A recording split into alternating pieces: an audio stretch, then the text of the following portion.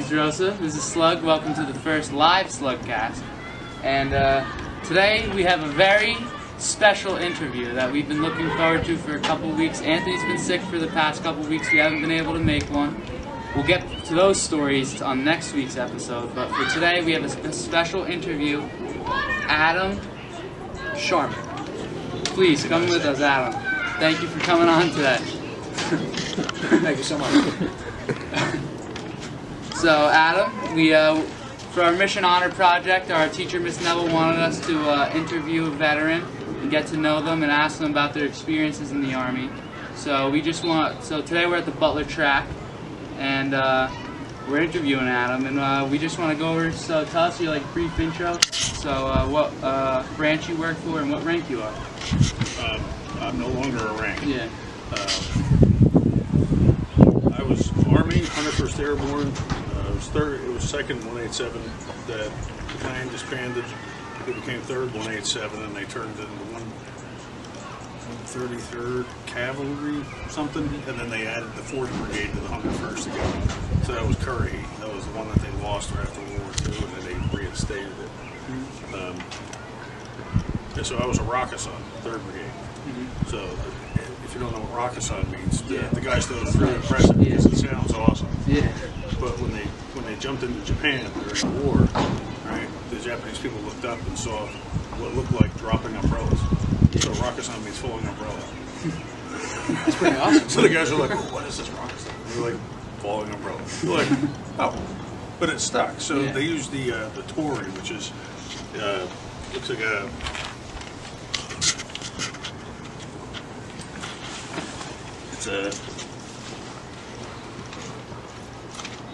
This is what the Tory looks like. You see them like garden centers and things with Japanese notations on it.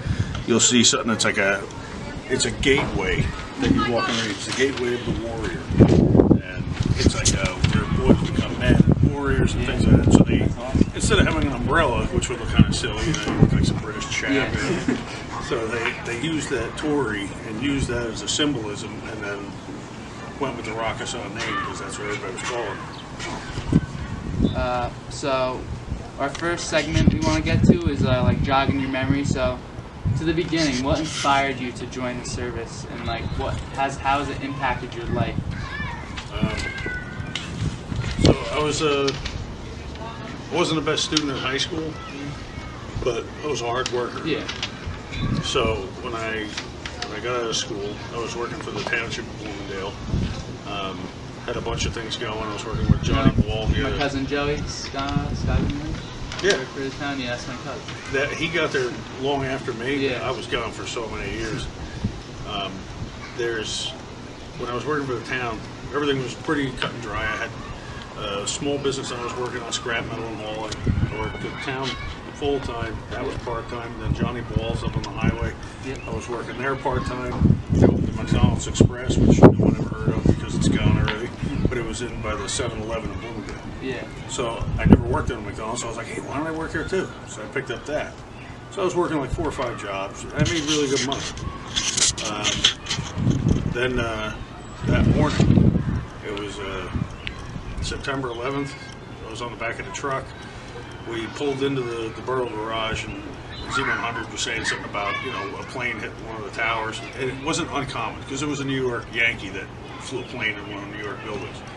Now, I forget if he lived or died, but they get big fines and things like that, flying too close.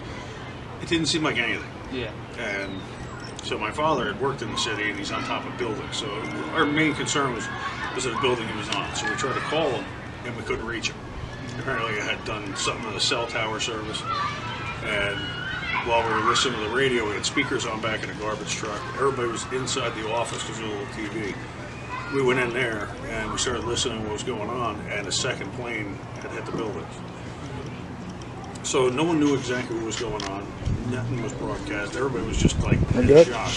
Segment 2, experiences. What are your most memorable moments from your time to service? What do you fondly look back on and think that? What are some of the good times you told us a lot about? Well, that was just basic training.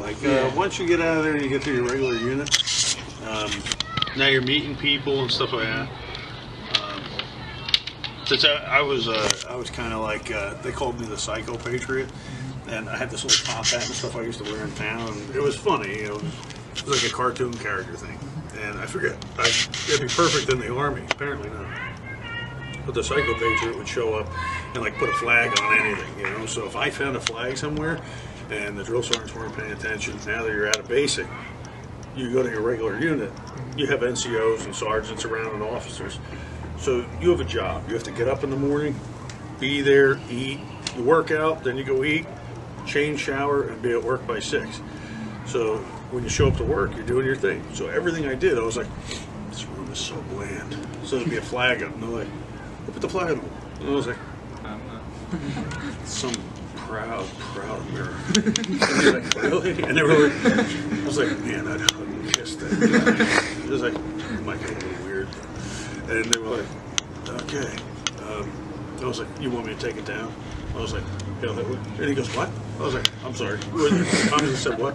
He goes, it sounds like you need some push-ups. He said what they call smoking. And I was like, it sounds like you don't like it. He goes, I just don't like it there. I'm like, I know where you want it. I was like, just open up that trash bin, we'll get it in there for you. All right, you communist? And we're trying to tease each other.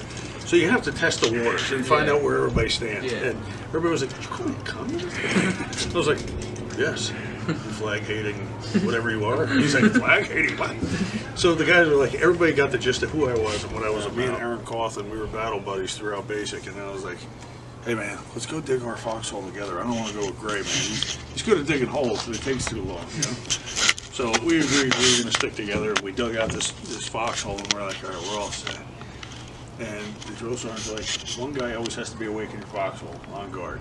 So they'll walk up, and if you hear them coming, you can look back at them. Then they know, you know they're there. But if you fall asleep, which is it happens a lot. It happens to everyone, because you don't realize how tired you are. You're exhausted, and you're like, all right, I'm in this position. I'm laying my chin on the dirt, looking down my rifle. Okay, I don't see anything happening. Tap on the shoulder, you're like, yeah. And they're like, yeah. Why don't you come out here for a minute? And you're like, I wasn't sleeping. And they're like, yeah. You have a puddle of drool there, you're like, I do? And you know, don't take your eyes off them, because once you look, you know, so they pull you out, you start doing push-ups.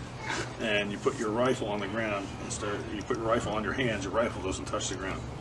Rifle goes on top of your hands and you do push-ups. And after you're exhausted from that and you've already fallen asleep, you have to do it again. Cawthon was exhausted, we both fell asleep, so we're both doing push-ups facing each other, and he goes, I hate this stuff.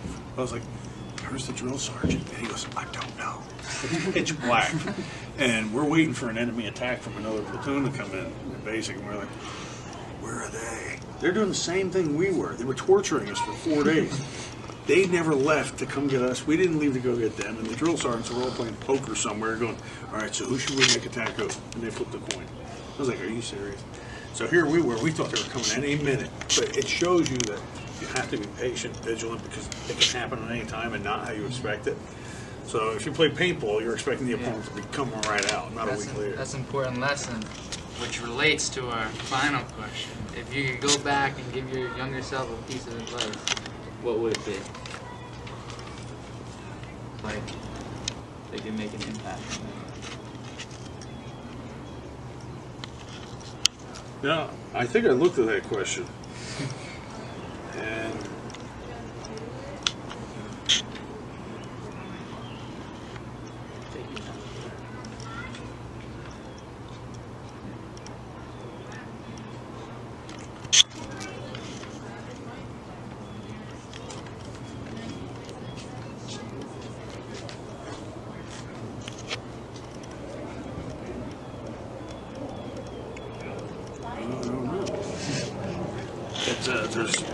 there's a lot, but everything you do leads you to who you are. So if you stole a bottle of beer from a liquor store and got caught, you now meet someone else who then interacts in your life in a different way, and then you have to go through a different process. If you don't do that, you don't meet that person, you don't live that same life. So if you don't follow your timeline and let's see, how do you say it? You have to make the mistakes to learn. A smart man learns from his mistakes, but a wise man learns from the mistakes of others. So if that question is led for not so much if I could tell my young self, because if time travel was relevant in my timeline, I would have already come back and wrote myself a note. I'd be like, yeah, I could take that note. You just have to roll with the punches. You have to learn with your mind and act with your heart, because there's things you can't change. If you change one thing, taking of a life or losing of a life,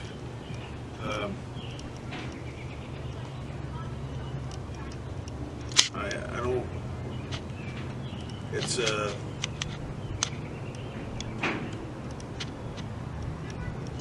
know, if you change one thing, you know, it's you know Logan, right? Yeah. And if I hadn't met his mother and made a bad decision and hung out with her, you know, then I wouldn't have him.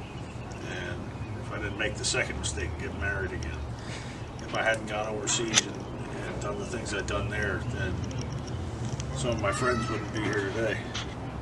It's everything we do has a reaction.